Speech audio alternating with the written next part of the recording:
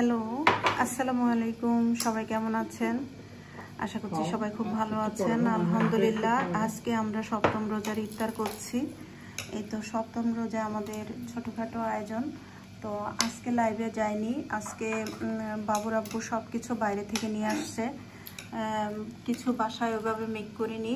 এই কাটাকুটিগুলি করেছি আর শরবত করেছি। এই তো গতকাল লাচ্ছি করেছিলাম, আজকে এই যে ইসবগুলোর ভুসি দিয়ে যে শরবতটা করি এটা করেছি। এটা খুবই রিফ্রেশিং একটা শরবত। তারপর এখানে আনারস আছে, এখানে মালটা কেটে নিয়েছি, 2 রকমের যে গাজর, টমেটো, পুদিনা পাতা, এগুলো সহ নিয়ে খাও।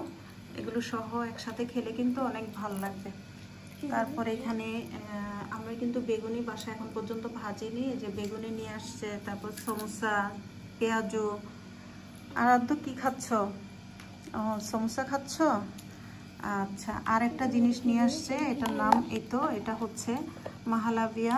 তো এটা ফুলকলির মাহালাভিয়া। এটা বেশ ভালোই খেতে, অনেক বেশি টেস্টি কিন্তু এই মাহালাভিয়াটা। পুদিনা পাতা কিন্তু খুবই রিফ্রেশিং একটা জিনিস, এটা খাও। এটা খুবই মজাদার। তারপর এখানে খেজুর, মুড়ি। এই তো আমাদের প্রতিদিনের মতোই, আমরা মানুষ কম, সেই হিসেবে সিম্পল ইফতার। আলহামদুলিল্লাহ বেশ ভালোই হয়েছে ইফতার, কম হয়নি। এই আইটেমগুলোই কিন্তু আবার থেকে যায় আমাদের। আমরা কিন্তু একটু কম করেই খাই, সব কিছু কম কমই খাওয়ার চেষ্টা করি। অত বেশি খেতে পারি না আর কি, বা টেবিল করে অপচয় করা এটাও পছন্দ করি না। তাই অল্প অল্প করে আমরা রাখি, যতটুকু খেতে পারি ততটুকুই রাখি।